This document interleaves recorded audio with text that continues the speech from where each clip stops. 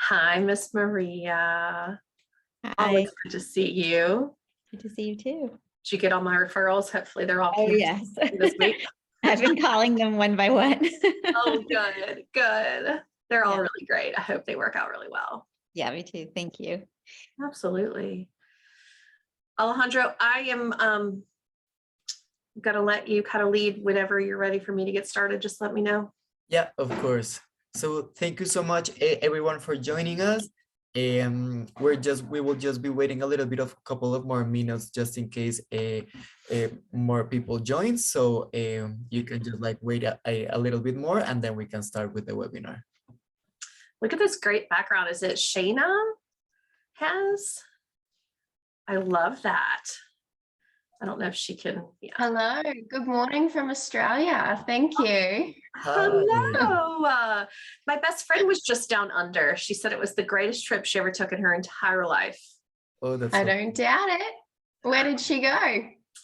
All over. She was in Sydney and then Cairns. Does that sound right? Cairns. Yeah, that's Yes, up north ma'am. from where we are. Yep. Great. She would have loved it there. Oh, she spent 3 weeks there. I said, you should have brought me. I could have been your secretary or Rude. Just rude. carrier luggage. Anything will do. Yeah, I know. We gotta You'll have to come at some point yourself then. I would love it. I would absolutely love it. It would be a pleasure. Well, thank you for joining us. What time is it there now? Oh, it's a nice early 3 a.m. Oh my gracious. I know, devoted to the cause. That's great.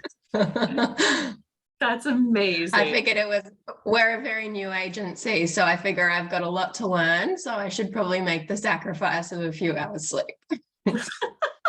Well, wow. Well, I hope that you learn a lot and there's a pretty No good pressure community here. No pressure. No, I'm used to it. Thank you, Clint, for making it. I'm excited. I don't have a slide for you, but I have nothing but amazing things to say. Hey, if all you talk about is me and how amazing I am, I'll love this webinar. So absolutely worth waking up at noon my time. Not 3 a.m., you lucky man, you lucky man. I'm glad this is recorded so you can't say that you didn't say anything nice. That's right. Thank you. Okay, so we have already 20 participants. So I don't know, Megan, if you would like to start. Oh yeah, that'd be great. Okay, perfect. So thank you so much, everyone, for joining us. Today we have again the amazing Megan, which will help you, which will teach you and show you and show us everything related to corporate childcare. So please go ahead, Megan. We're very excited for this, and thank you for joining us. Absolutely, it's my pleasure. So if you have not been to one of my webinars before, I do things a little differently. So I like to make them interactive. So what that means is, even though I have a slide presentation and a train, I want you to ask questions. I want you to participate. I want you to push. I want you to challenge. I want you to get as much information out of the next 60 minutes that you can, okay? So even though you're automatically muted, you can easily unmute yourself, ask a question. You can put it in the chat box, and Marisha can say it out loud for you if you don't want to show your face. That's fine. But I don't want this to be the Megan show. I want this to be the place where we come together and really learn with one another. Does that sound like a plan? And he mentions corporate care. And yes, I am the corporate care queen. I love corporate care and all things corporate care. But today we're going to be talking about growth in general, not just with corporate care. Okay. All right. So let's get started. Alejandro, can you please allow me to share my screen? Yes, of course. Thank you. I think now you're available. Perfect. I am good. Okay, so today we are going to talk about the reason why growth may scare you and how to embrace it. All right. So for many of you, whether you're new or whether you have been in business for a while, you may come to a place where you feel like you are stagnant, right? And stagnant in business is never a good thing. We want to be pushing ourselves. We want to be growing.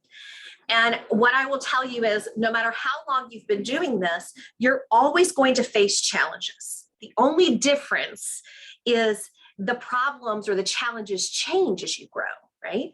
The quality of the problem changes, the size of the problem changes. So if you are brand new to the industry, your main problem may be systemizing, which is how you find incredible engine hire. If you've been in business for a while, you've got your systems, you now want to make your first hire, your problem may be, how do I assure they're going to do the job as well as I will, right? If you've been in business even longer and you have a whole team of people, your problem can be, how can I help my team grow and how can we reach the next level? So we're going to talk about a couple of different things around growth strategies and hopefully help you get unstuck and ready to go to the next level. So what's on deck? We're going to talk about the true business cycle. And this is something that surprises a lot of my clients, but hopefully they will embrace it. And I'm kind of wearing the same dress. That's creepy.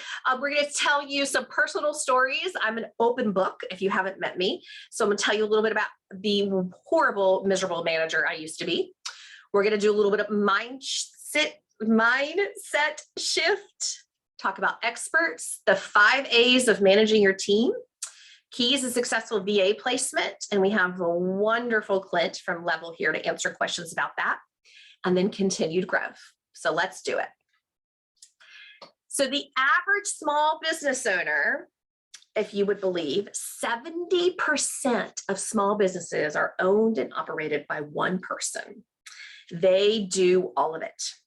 And so what that means for us is they are doing the recruitment, they are doing the hiring, they are talking to the clients, they are doing the billing, they are doing, if they employ, the payroll, they are doing the marketing, they are doing the IT and the sales and the business development. I guess I don't have to tell you because we all most likely started here and many of us may still be here. But what I will say, my friends, is this is not obtainable. It is not something that you could do long-term, because if you don't do it, it doesn't get done, right? Money doesn't continue to get made. And so honestly, with all respect, if you are doing it all, you have a very busy job, right? So an actual business looks a little like this. You are the owner of this business, and your number one priority as a business owner is to take care of your team. That is where you should be spending almost all of your time. The team's job is to take care of the customer or the client or the family, whichever you use. And the customer's job is to take care of the business. The business, then in turn, will take care of you. So this is a true business. And this is the difference between the successful businesses that you see and strive to be and the ones that seem to be overwhelming and overworked and underpaid and unappreciated, right? And so a lot of times when clients come to us, they are trying to go straight from owner to customer still. They're cutting out that team, right? They're not focused on growing their team members in order for the whole cycle to work. And I'll be honest, that was me for a really long time. And I think this is part of the reason why. I love this quote. When you first have staff, it gets scary to think about replacing them. Just like falling in love for the first time, you can't imagine life without them. So you hire that first person that actually gets it, the one that works hard, the one that you call when there's any issues, the one that's always there. And you're like, I can't imagine my life without them, right? And for me, that was a young woman named Kate. And Kate has been with me for 10 years. As how long Kate has been with me. And the idea of losing Kate would literally, like, I'd wake up with cold sweats. I was like, I can't do my life without Kate, right? I now knew that team was important, yet I was so focused on keeping Kate there, that I didn't manage her maybe the way that I should have, right? But as most of us have experienced, after that first love, you go through some heartbreak, you learn more what you need and what you like, and then your next relationship is better. That's the hope, at least, right? So here I am, completely miserable. I was focused on staff productivity, which means I was overworking them. I was micromanaging them. Guys, I would literally sit in the bathroom and read their sent emails. Like, wow, crazy psycho boss. I would like text them all hours of the night. Where are we with this? What happened here? If somebody canceled, I wanted to know why. Did we do something wrong? I was an anxious mess. And the reason why was I was so focused on the customers, and I was so focused on the hours and the business itself, and I wasn't focused on them, right? My cycle wasn't working. So I was giving them tasks that they weren't happy with.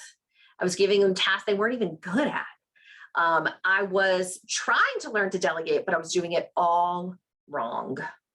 And in turn, we went through a lot of team members. I really don't know how Kate survived.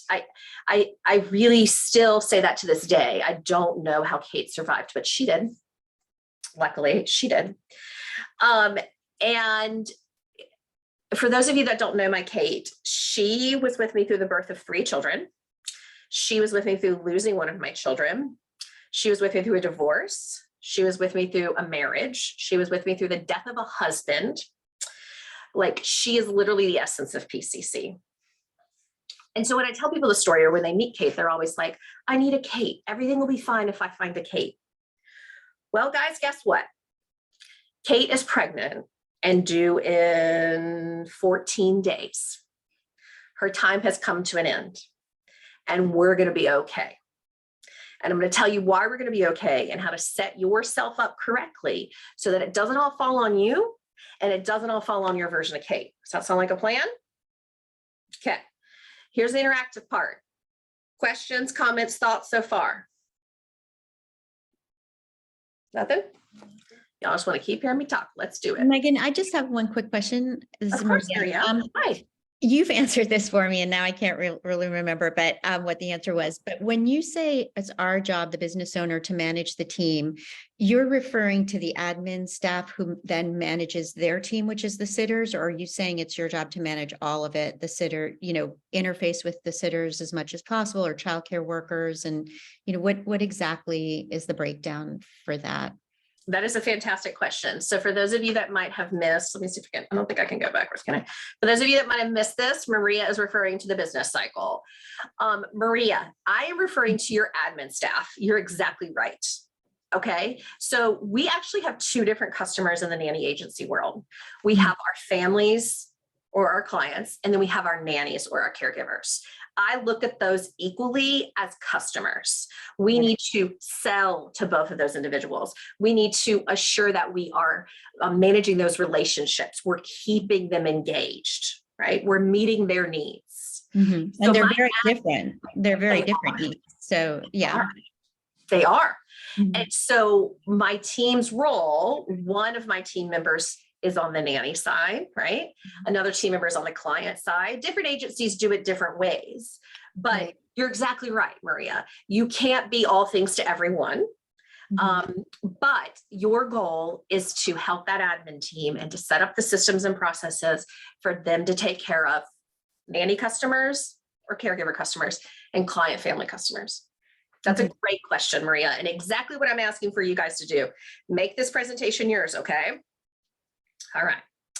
So I had a mindset shift that I want to share with you guys in hopes that it will help you be more successful, because I don't want you guys to be miserable.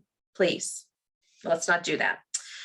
So in my mindset shift, I realized instead of keeping people, my job was to grow them, right? Instead of like trying to hold on to them so tightly that they would never leave, my job was for them to come into my life to grow. And it could be for a period of time. It could be for 10 years. That's not my place to decide and choose, right?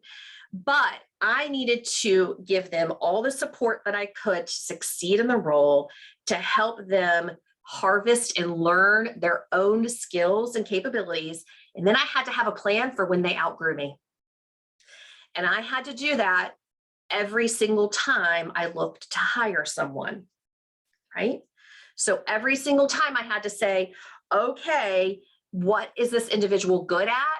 How can I help them grow as a professional and as a person? Because by them growing, they are going to then make the business better. Okay. So I use an example. Marisha is here today. She probably can speak to this example. Oh my goodness. And this really, guys, just came recently, just so you realize how recent this mindset shift has been happening for me. When Kate found out she was pregnant, I was like, what are we going to do? What are we going to do? We're going to die.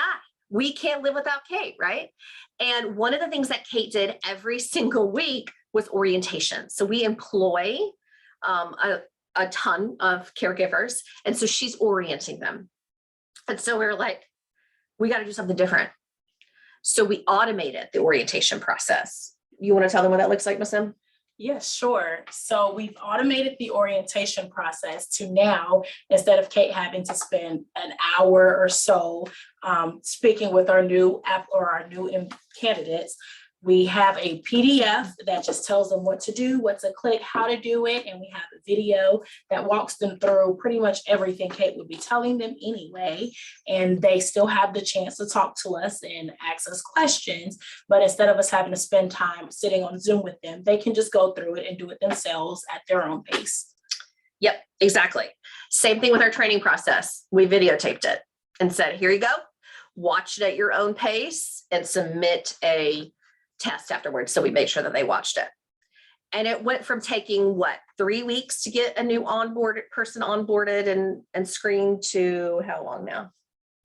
Once we get to that point of the orientation, it's just, they get it in within 3 days. Once we get through the screening process and whatnot. Yeah.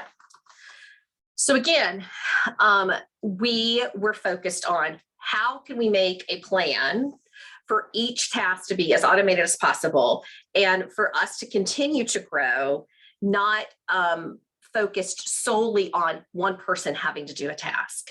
We have a question about that, it looks like. I do have a question. Okay. Do you want us to read it or you want to ask it? Who is that? Oh, I haven't met you. I would love for you to ask it. Hi, my name is Jenna and I own a group in Boulder, Colorado. And I'm definitely interested also in automating my orientation rather than having someone live giving it. And I'd like to know what learning management systems you used to automate your orientation and then to check that people were watching it, spending the correct amount of time watching it, and completed it. Oh my goodness, that's a great question. There are a series of online systems that you can use. Absolutely. Trainual, I think, is one of them that a lot of my clients will use. There are actually things that Engine Hire can put into place for you to help you with this as well. Preferred Childcare does things a little differently. And I'm going to just show you. Are you ready? This, can you guys see my screen? Whoops, it went away. This is our beautiful onboarding checklist for your orientation. Welcome. Here are our core values. I stand very strong behind our core values and want to work only with those that have similar core values. Here is our checklist. You watch a video here. You want to see how fancy it is? It's so fancy. So fancy. Tell us that they're asking for you. Fancy. Because you may already be booked. Sure. You may be going into overtime. Yep. You may have that concert you forgot about. That's the story of my life. Right. So we're going through our employee handbook in this video. Again, nothing super fancy here, guys. We're not talking professional quality. We have the open office hours that Marisha mentioned, where they can come on Tuesday mornings or Wednesday afternoons on Zoom to have any questions answered, which we think is super important. We have an employee packet that they receive virtually. Their paperwork we do through our payroll PEO. We ask for a headshot and we ask them to scan these documents into Engine Hire. That's it. Are you blown away at the simplicity or what? It works. They get this packet as well. Again, another little letter from me. Our video training videos are here. Our quiz is here. They have to score at 90% or higher. Requesting time off. They use a Google form there. CPR. Here's a copy of our employee handbook. Everything is linked. Everything is simple. We have not implemented the time tracking within Engine Hire, so we're using Param still, but this will change as that is changing. And then just additional information that they need. Here's that orientation video again that I showed you. So it doesn't have to be super complex. Professional, yes. Complex, no. It just needs to be consistent, and you need to have the system outlined. Does that help? Yes, thank you. Of course. So Megan, you did this all yourself We did, yes. with your team? Okay, so you didn't outsource it to a learning management. No, but, well, no, actually our VA did it. We just sent her a whole bunch of links and said, make this look pretty. Okay, and she did all that Yes, yes. presentation stuff. Yeah. Okay. But we didn't hire an organization, right? Yes. All it was, guys, was just taking the idea of what are the different pieces that you need and putting them in one PDF with a checklist. And Yeah. that's all a system is. It's all the steps that a family goes through to register, right? Putting it in one document so that you can automate it through Engine Hire, right? Mhm. Okay, let's keep going. Ask questions as you need. Okay, so we were talking about, oh, I love this. I just love this quote. Okay, I'm not a big sports fan, but have you ever watched the NFL and seen the football coaches on the sidelines, the ones yelling, right? Do you think that they could play the game effectively and score multiple touchdowns at their current age, size, and physical abilities? No, absolutely not. But that's not their job. Their job, relating back to ours, is not to be the one to catch the ball and run. Their job is to oversee the game and to bring the best out of every player on that field. So our role as true business owners is to oversee the direction of the business and to bring the best out of every team member that walks in our door. So I love my little football guy analogy. So what we decided to do with this mindset shift that we had was, instead of hiring more full-time people, we decided to hire multiple part-time experts. When MMC got really popular, I was running out of time to do my job as a business owner and mentoring the MMC team or the PCC team, right? I had more than enough team members. So we went down to 4. So I now do the 20-minute one-on-ones with 4 people a week, 1-hour meeting a week, and the rest is done by experts. It helped me free up my time.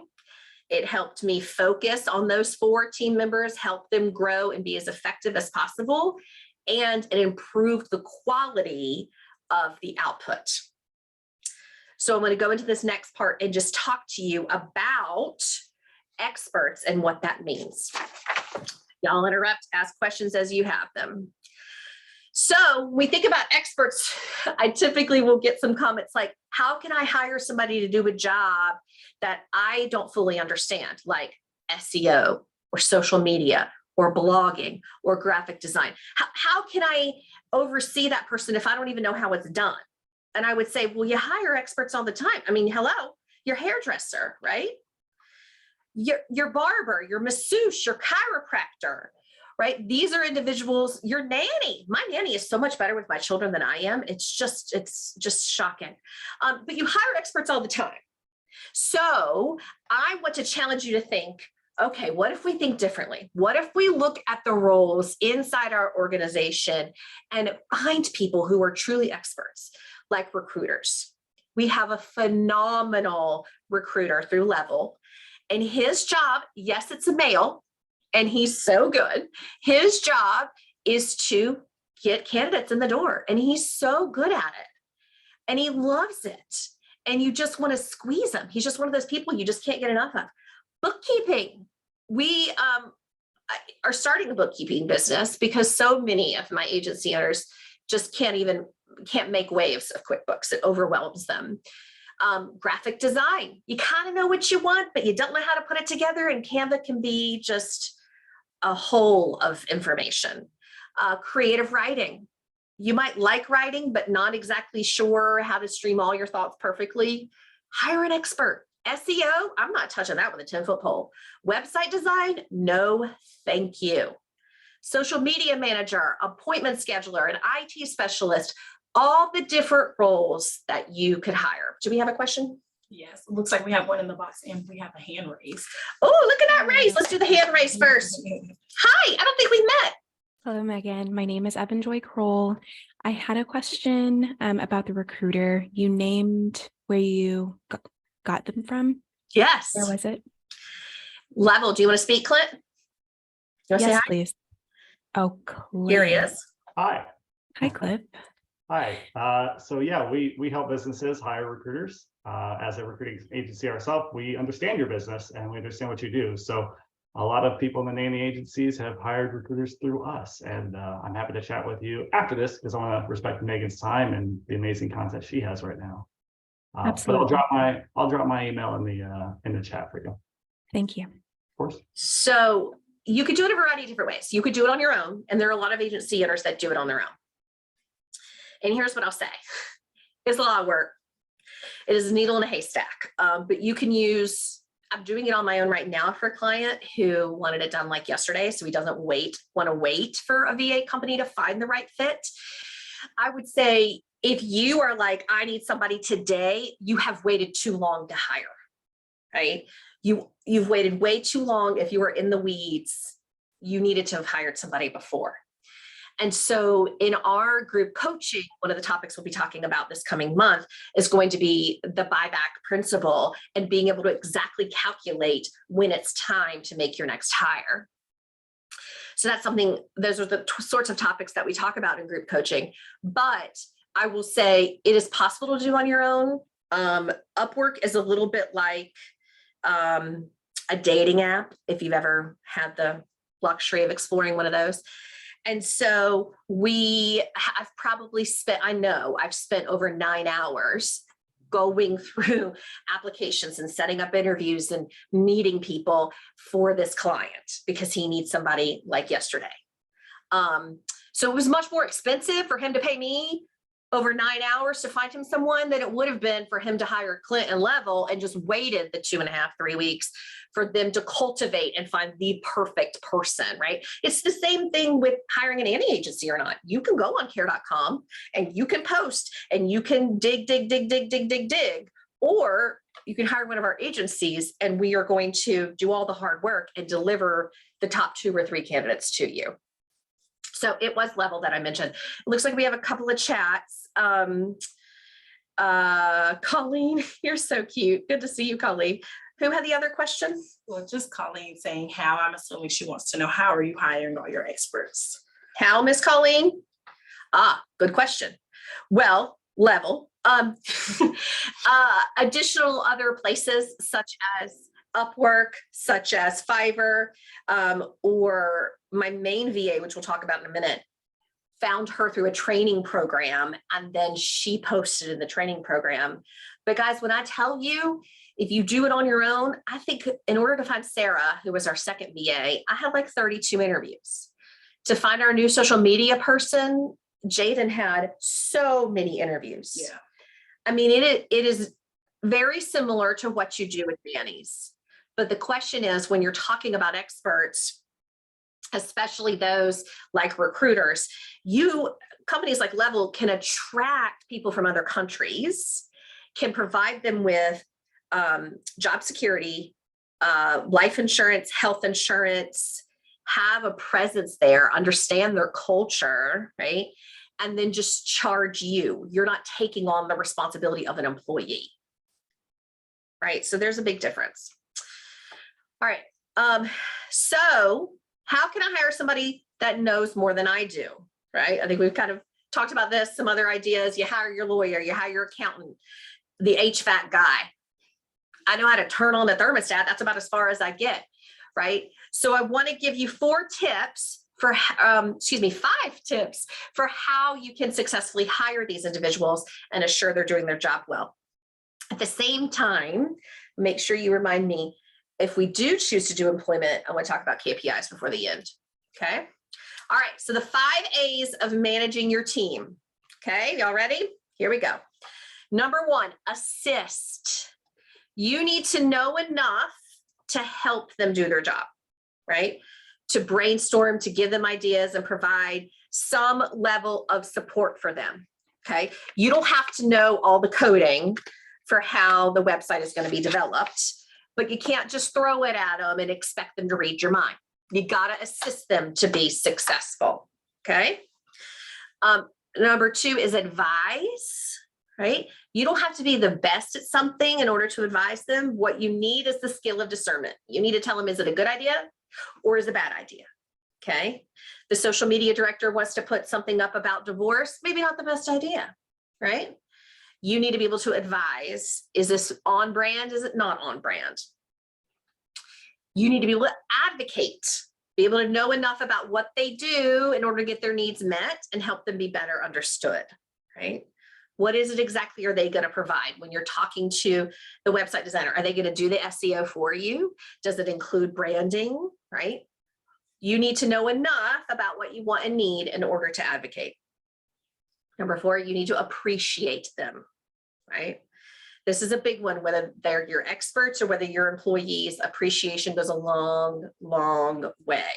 And I could do a whole separate presentation on ways to show appreciation. But some simple ones would be a thank you note. Sending them now, if you have an iPhone, you can send a Starbucks gift card through the Messenger app, through the regular text messaging app. Love that. I'll do that all the time. Zoom, zoom, zoom, zoom. Who doesn't love Starbucks? We have a sheet I could probably pull up. My clients fill it out as well. It's called My Favorite Things. And the sheet is intended to learn more about my employees, more about my clients, to see what they truly enjoy. And that way, when I'm gifting them, I am able to, here we go. Here is the sheet real quick. I'll show you. Real simple, guys. I'm able to make it better. So what is their birth month and day? What's their favorite color? Do they like coffee or tea? Their favorite sweet or treat? Their favorite flower, their favorite hobby, their favorite restaurants in their town, their favorite places to shop. I mean, you can show major appreciation if you know those things, right? Gift cards, bouquets, little treats. It doesn't have to be fancy. It doesn't have to be a lot of money, but something that just says thank you for doing what you do, I think is super important. And the last one is accountability. Know enough to know if they were doing a good job, right? The quality of work can be improved. So I think this is a good time to talk about KPIs. What do you think? Are you guys familiar with what KPIs are?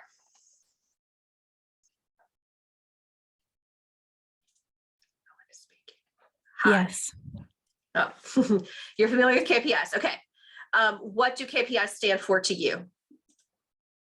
Key performance indicators. Who is speaking? I can't see. I'm Evan Joy. Hi, Evan Joy. Nice to meet you. Nice to meet you too. Key performance indicators. You're exactly right. On LinkedIn this morning, because you know our phones like watch us, it's a little creepy. Literally on LinkedIn this morning, this post came up and I'm like absolutely obsessed. I wish I could share it with you. But it says KPI and it key performance indicators, and it crosses it out. And it says, keep people informed, keep people interested, keep people involved, and keep people inspired. And I love that. I thought that made much more sense, right? So what is the information that you need to gain from your experts or from your employees to keep them involved, inspired, informed, and for you to know how they're doing, right? What is that information? And that is a KPI. And I'll share with you a couple that we have here at Preferred Childcare, so you can kind of get an idea of what I mean. And again, how incredibly complex they are. You know, we do everything so fancy around here. It's so complex. So hold on, it's giving me a second. It wants me to log in. Where's that recruitment one? That's the one I wanted to show. Do you know where that recruitment one is, Ms. M? Try recruitment KPI. I did. Or It's not. 2023 recruitment KPI. Oh, 2023. Thank you. Does anybody have a KPI that they're currently using? There it is. Yes, no, maybe. Let's see some chat. Clint, you got some fans. We knew you would. We knew you would. Okay, so here is a real life KPI for us. So here are the goals, right? You've seen the shift in the market. I think it would be easier to show you in it. Yeah. So here are the goals. Ideally, we'll get 250 applications a month. Ideally, 75 interviews a month. Ideally, 50 face-to-face interviews, and ideally 20 hired. Okay. Ideally, perfect world. That's the goal. So you can see when we hired our level assistant just recently, we went from 90 to 156. We had 2 people doing the job. Em and Highland were doing the job in January. They did 163. Just Em in February, bless her. And then now our new guy, 156. Love it. Phone interviews, his goal was 75. Oh, he almost doubled it. 152. So 42 went to the interview stage, which is pretty darn close, right? And we hired 6. Can't always, you know, you have a goal, you strive to meet the goal. But when you go here and you see 90, you got to go, okay, guys, what am I doing wrong? That's not my, you know, we need to do something different. We need to be recruiting differently if we're that far off. And then I can look and I can, here is literally every person that applied, right? When their interview was, how many days to interview, all of this stuff. Now, the good news is Engine Hire automates all this for you. This is just a good old Google sheet. It does not need to be that fancy. I want to know where they're finding us. I want to know how long it took for them to get there. My goal is 8 days from application to interview. And so this allows me to take a pulse of how things are going, allows the recruiter to know how they're doing in meeting expectations, allows me to advise, and allows me to adjust. And Jenna, it's okay that you don't have KPIs. A lot of people don't have KPIs.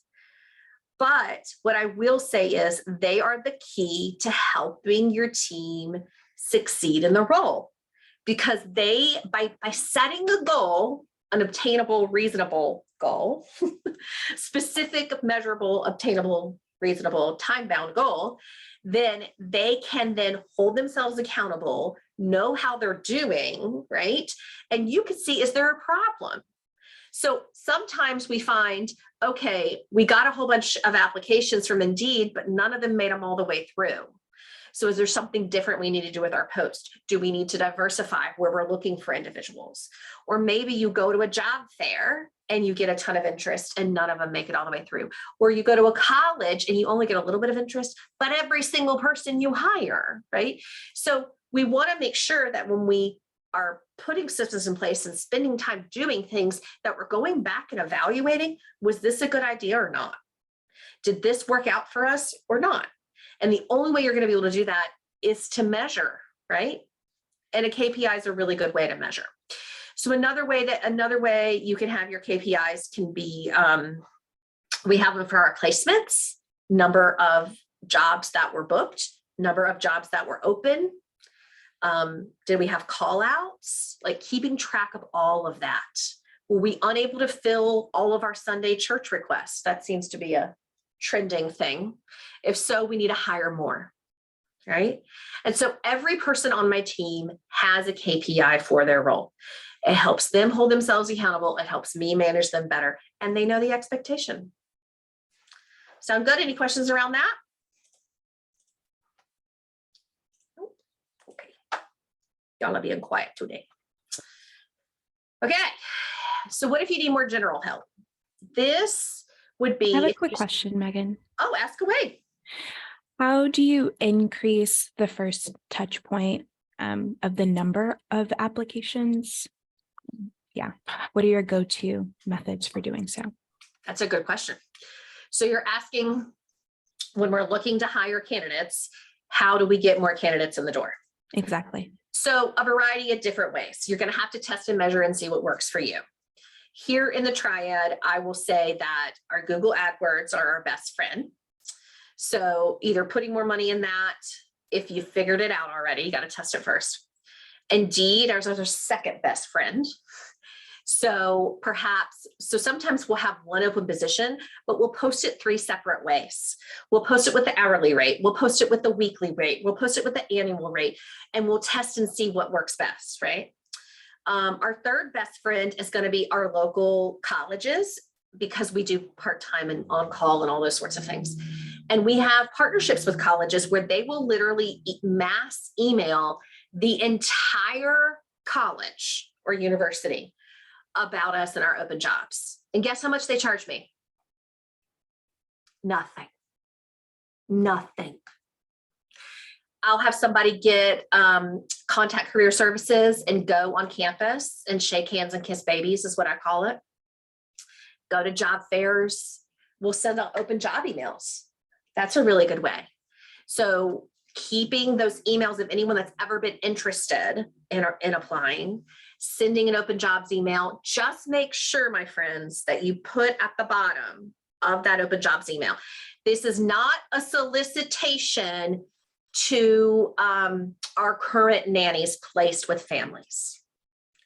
For information purposes only, please forward this to a friend. The last thing you want is a family calling you yelling, "Why are you trying to get my nanny to leave me?" That's not what we're doing, right? So using the connections you already have, we have done everything under the sun. We've done like referral raffles where we currently offer like $100 for a full-time nanny and $50 for like a part-time on-call nanny. But we'll be like triple bonus this month only, especially if you get ready for August. Watch out, guys. We'll be like triple bonus this month only. Whoever you refer, get triple the bonus, $300. They'd be like referring people off the streets for $300. They like walk up to somebody in Target and be like, work for this company. Let them work for you, right? So those are some of our go-to ways. Can you think of some more, Marisha?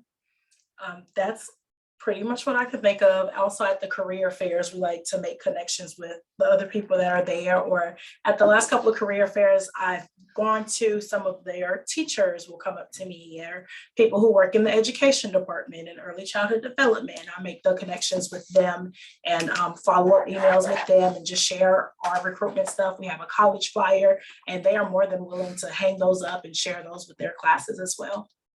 Yeah, you're really good at that. You always like find the director of the early childhood development department.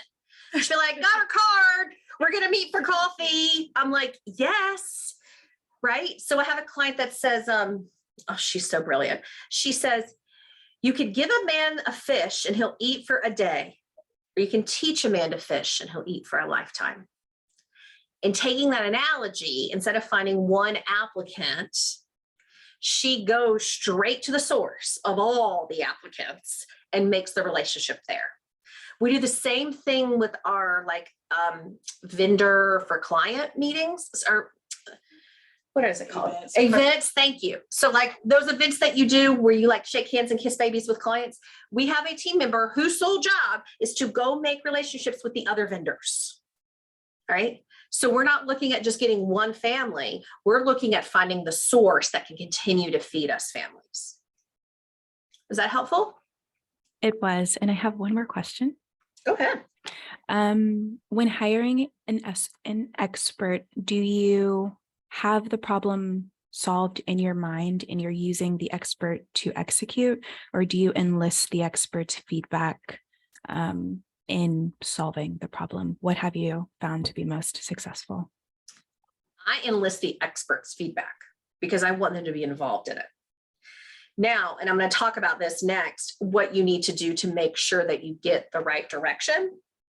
But I am all about, if they're the expert, and when I say the word expert, I don't mean, like L, our recruiter, doesn't have a master's in recruiting, right? But he has experience, a passion, the right personality, and he was willing to learn and work hard. So I use the word expert to say someone whose sole focus is that task, right? So, but if I'm hiring an expert, then I want them to be a part of it. I want them to own it. I want them to give me an idea I've never considered. That whole, like, can you see the forest when you're in the middle of the trees? You're bringing someone in from the outside. They have a totally different view. So use that to your advantage. Does that help? Yes, thank you. Okay, yeah. So more general help, we consider a VA. And I love my VAs. Oh my gosh, I couldn't do life without them. They make me better. To your point, my main VA is out of Thailand. We have one in Kenya, Africa. We have one in Vancouver, Canada. And we have one, I never know where she is. I think she's in Kentucky, but she lived in Asia for a while, and she's like a backpacker, hiker, whatever. You never know where you're going to find her. And so they could be anywhere. And that's the beauty of it. It's just simply about their skills and do they understand what you're trying to do, and do they bring something to the table? And they're most often a more affordable choice and a predictable choice, because we put our VAs on a set amount each month, and they just work off of that, right? So We have a hand. oh, we have a hand. Yes, ma'am. Shayna, I think it's you, dear. Hi, sorry. No. Can we just quickly circle back to I guess your high focus on networking and really kind of putting yourself out there and forming those relationships at job fairs and such. Where do you find the confidence to do that? Or where do your staff find the confidence to do that? Is it just kind of their personalities? Is it practice? Where does it come from? That's a really good question. I think it is their personalities. We hire based on personalities, right? So I have particular personalities through the DISC assessment that I want in particular roles. So to your point, for someone who's going to be outbound sales or doing events, they're going to be most likely a high I, an influencer, a cheerleader, never met a stranger, life of the party, like Marisha here. She'll talk to anyone about anything and she loves it. It gives her energy, doesn't it? Yeah. And that's why she's phenomenal with the candidates. She gets to know them. She builds trust with them, right? And then they tell her their life story, whether we want to hear it or not, right? And so that's where it comes from. So I would say, if you are not naturally that type of person, then you can consider bringing someone on board that is naturally that type of person. If not, if you're not at that stage yet, you can script it. Everything we do, and we were going to talk about this in this next slide, we have an SOP for, which is, a standard operating procedure. We have a training manual and a video library for every single task. If I was to get hit by a bus tomorrow, the business could continue because it's all documented. Maybe I should say if I was going to go on a cruise for 6 months instead of the bus, but 6 and 1/2 dozen another. It's the business has to continue. It can't be contingent on you. It can't be contingent on your Kate, right? And so all my VAs from all over the world, this is actually them, Thailand, Kenya, I don't know where she is right now, Asia, Kentucky, who knows? They all share our same core values. They all have SOPs. And they actually documented their SOPs. So this wasn't me in front of Google Docs for 8 hours, right? Written documentation and video documentation of every single task. And y'all know it's not fancy, right? If I haven't shown you, it is so easy to get this started. You can go to Zoom, you can do screen share only, and you can walk through a process like you normally would speaking it out loud. Right? Okay, so we're going to send an email to a family. We go to Gmail, we enter this. Here's what we say. Here's what we do. Boom, it's documented. It's that simple. So back to your question, hire based on personality, essentially. core values, and then make sure you know what you want that person to do and you have it documented, right? So if you have no clue what you want them to do, or you want them to do 20 different things that require different personalities, they're not going to be super successful. So the person who is shaking hands and kissing babies, as I call it, is not the one that's coming back and doing your bookkeeping. That's not good. That's not good. Mm-mm. No offense. You could probably do bookkeeping fine if you wanted to, but you might cry because it's so task oriented. Right? So Shana, I would say, take a DISC assessment, find out what you are. Here are my two favorites. Let me see if I can put this in the chat box. I have two favorite assessments that I use with every client and every single employee, both. It is the DISC assessment, and there's actually a free version I found. It's not as good as my paid one, but hey, it's free. Here's the free DISC for those of you that aren't familiar. And then my other one, y'all, I am so obsessed with it. I'm going to become certified in it as soon as I get out of grad school. But my other one is based off of a book and by Patrick Lencioni. And if you haven't heard Patrick Lencioni before, the man is just a genius. But it's based off a book, and it's called The 6 Types of Working Genius. And I love this one. And the reason why is Patrick has defined that there are 6 types of working genius. And the 2 that give us energy is where we should be spending our time. The 2 that take energy away from us is where we need to be hiring or delegating from. And then you got 2 that you can do, and you'll be fine at it, but they don't give you energy, right? So the more you know about yourself, and the more you know about what brings you energy and what you're naturally good at, allows you to see where the gaps are, and allows you to say, okay, can I hire a general VA to help with these gaps? Do I need a couple of experts to help with these gaps? Right? So I highly recommend those. Working Genius, I think, is like $25, but it's really cool. And it will, if you have a team member do it, it'll put the 2 of you together and make like a team map. I thought it was funny, like my entire team all had, I think it was enablement. Yeah.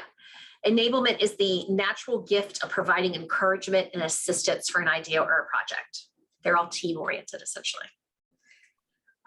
But we were missing some. So as I started interviewing experts, I'd have them do the working genius. I'd be like, do you have my missing working genius? And the ones that did are the ones that went to the top of the list. Is that helpful?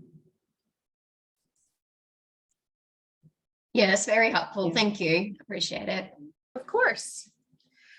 We have a question. Have you always employed your childcare providers, or did you start with the babysitters being independent contractors? Good question. In the United States of America, babysitters, nannies, on-call care providers are never independent contractors. According to IRS law, they are either the employee of the agency or the employee of the family, always 100% of the time. So if you are training them, telling them what job to go to and when to go there, having them clock in, clock out, if you are paying them, if you are having them wear a polo shirt, any of these things, they're your employee. There are some agencies that are getting around that using apps.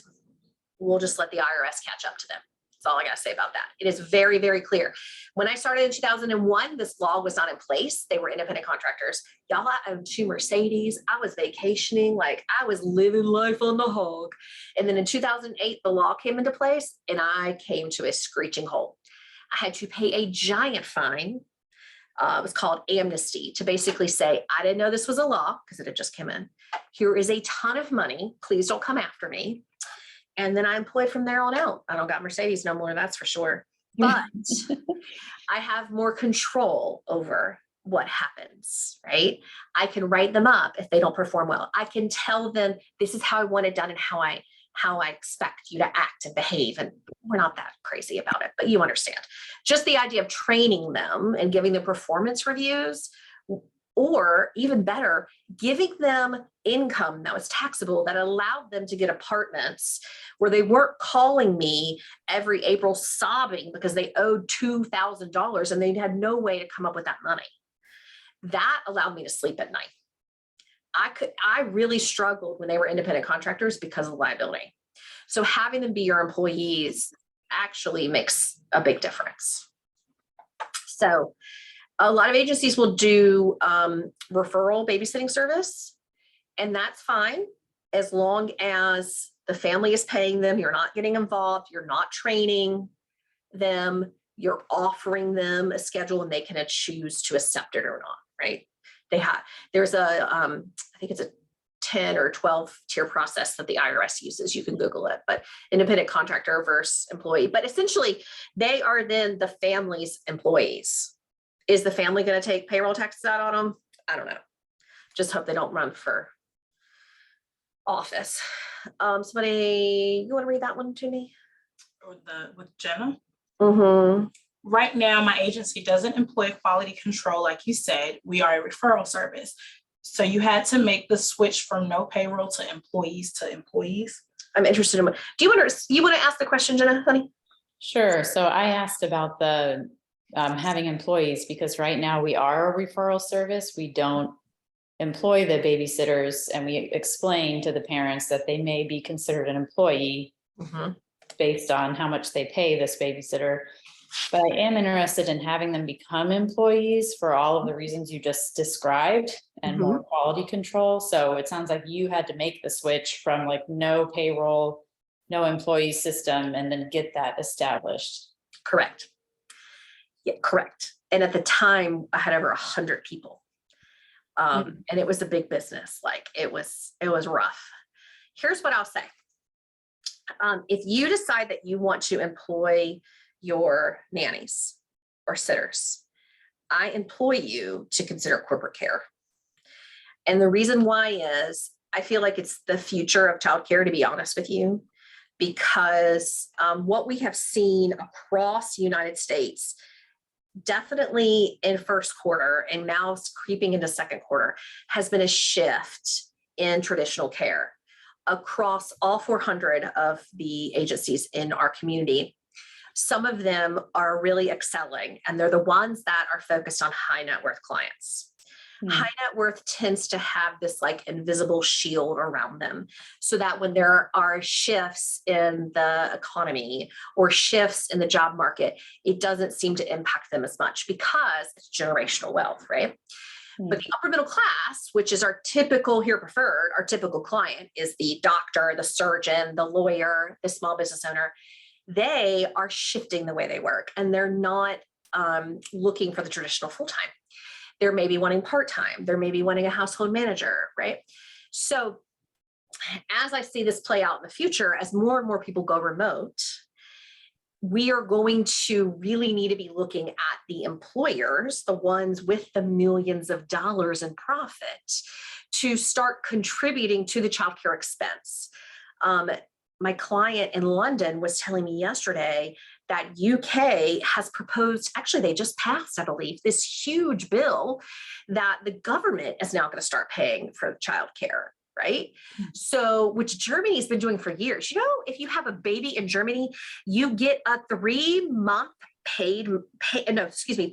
paid maternity leave from the government. 3 years. 3 years. I have 4 kids. I would have never gone back to work. So my point in all this is to say, if you're employing, look at corporate care. Big, huge sales, predictable income, larger gross margins. We can pay these nannies more than we've ever been able to before. And we're going to solve a problem in a way we've never been able to before. Families that couldn't access our care because it was so expensive are going to be able to access it now. You get 1 or 2 corporate care clients, and you're going to pay for your salary and 1 other team member's salary annually, like that. Great. That's a good tip. Yeah. You crack me up, Bria. She is just over there. I'm so ready to employ for backup care. I'm so ready. Let's do this. Bria, you're the best. I'm sure you're working, Bria, but if you want to talk, you can. Other questions about that? Okay. I think we're on my last slide, and then, okay. SOPs, standard operating procedures, written documentation and video documentation. People learn different ways. You need to write it out. You need to video it. And there's actually an app. It's on my computer. I can't remember what it's called. It starts with a D. I'm sure you can Google it. But what it does is you can upload a video and it will write out the script for you. Like, hello, let's do that. That sounds great. I think what it's called in a minute, but okay. So how are we going to grow? We're going to shift our mindset to look at hiring experts. We're going to assist them, advise them, advocate for them, appreciate them, hold them accountable, repeat the process, and keep going at it. And that is how you're going to get to the next stage and the next stage and the next stage. And that's why you have agencies that have been here for, 60 years, right? It's not that one individual owner continually doing the same task and continually answering the phones. It's someone who has built a team to surround them. All right, a couple minutes for questions, and then I'll let you guys have your afternoon. Y'all could just speak up or put them in the chat box, whichever you prefer. Clint, I think everyone was super excited. If you want to repost your information for everyone to see down at the bottom, highly recommend Level. They are just an incredible company. They actually inspired us. We were putting together a post-placement process, right? Like after we placed the nanny, they were getting information every 30 to 60 days from us. But Level was so good at, as soon as we signed, they started sending us information. I was like, ooh, I like this idea. Like it was just, they kind of take you along with them. That's kind of how I felt. Like I was holding your hand, Clint, the entire time. So We have a hand from Sierra, it looks like. all right, go ahead, dear.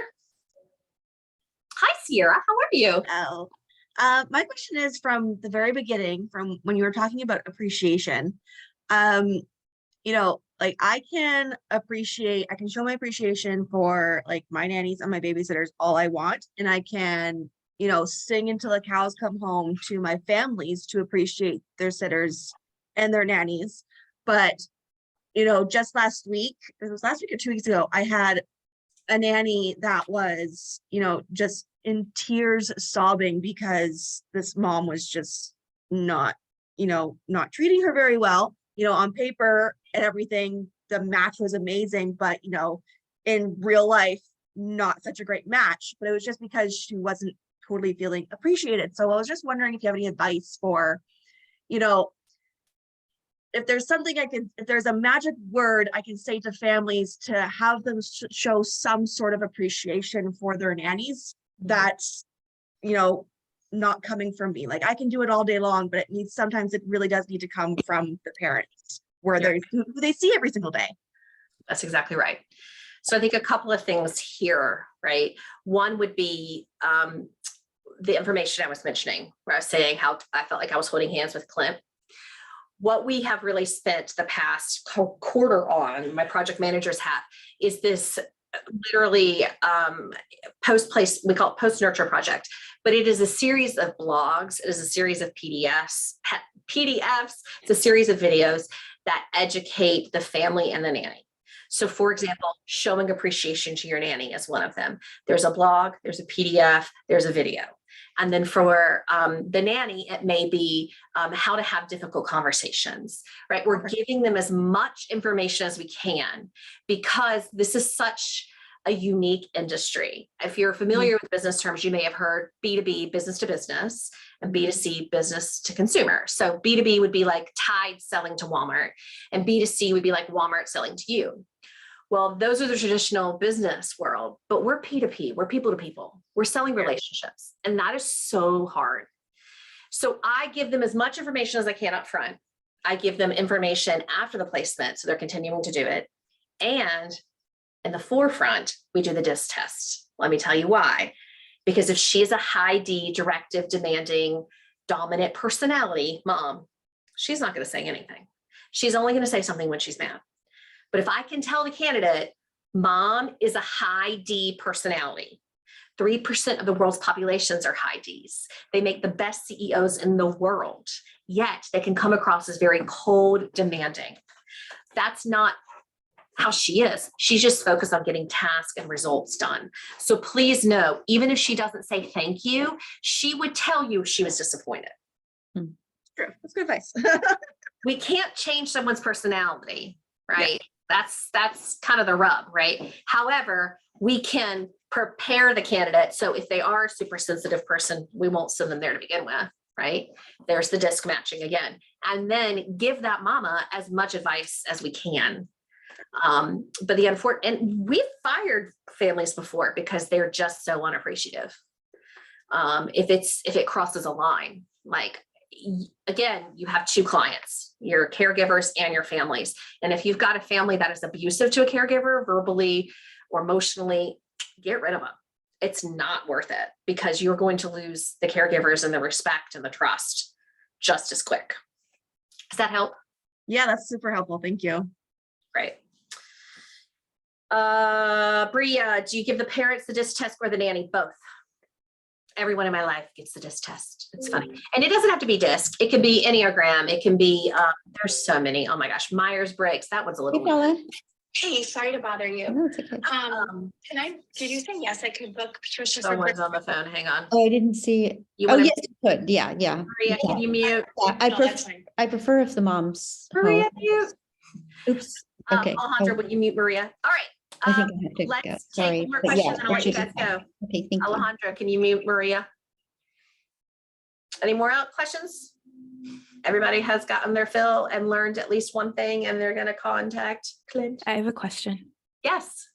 So you described a lot of innovation on the nanny side. In addition to implementing the personality tests, are there any other innovations that you've implemented on the client side that you have found to be really impactful? Ooh, that's a good question. Yes, actually. We created, it's okay, Maria. You're a good girl. We love you. Yes. Inside Podia, which is available for my group coaching clients and my online course clients, we created a family assessment that uses motivational interviewing. And it has been game changing. And the reason why is it asks questions in a sequence that you would never think to ask. So here are examples. What prompted you to feel like now is the time to consider an adjustment to your childcare plan? Tell us what problems, dilemmas, or concerns that you want to resolve through the use of in-home childcare. What will happen if you're not able to create a viable solution? How different is that than why do you need a nanny? Right? So the whole assessment takes you through in a motivational way, takes you through really helping that client think through and discover what the needs are and how you can uniquely meet them. So I think that's kind of one of our, here's one that I love, that you can kind of use easily. If we found a Mary Poppins level match for your family, what would their special skill be? Right? Just the way in which you ask things and you think about how, what feels confusing or uncertain about this process, right? Really using motivational interviewing as a technique. And we use it in our interviewing all the time with our nannies, but to turn it and use it with the families has been incredible. It's been incredible. And it sells it for you. And we do the same thing. This is very similar to what I have for free under bonuses with the corporate care assessment. We do the same thing to our corporate care clients. And this is not a manipulation technique at all. It is simply the way in which you ask questions to help them think through. So on the website under bonuses, the corporate care assessment is also motivational interviewing. And it just has them realize, man, if we don't do this, we're going to have a problem. It sells the solution for you. So all you're doing at that point is just matching up their needs with what you have. So definitely download that and then you can tweak it. to fit families, or you can join one of our groups and get it for free. And is that on your website? It is under bonuses, not the family one, the corporate client. I'll put it in the thing. Perfect. The Thank you. corporate guide and assessment. All right, guys. Well, this has been wonderful as always. Thank you, Alejandro, and the Engine Hire team for Megan. hosting. You're just so wonderful. Big fan of Engine Hire over here, as you know. Thank you so much, Megan, for everything and for your time. And yeah, thank you, everyone. We will be sending you as well the recording of the webinar the next week. So yeah, thank you so much for joining us, and I hope you all have a great rest of your day. Thank you. Take care. Bye. Bye-bye. Thank you.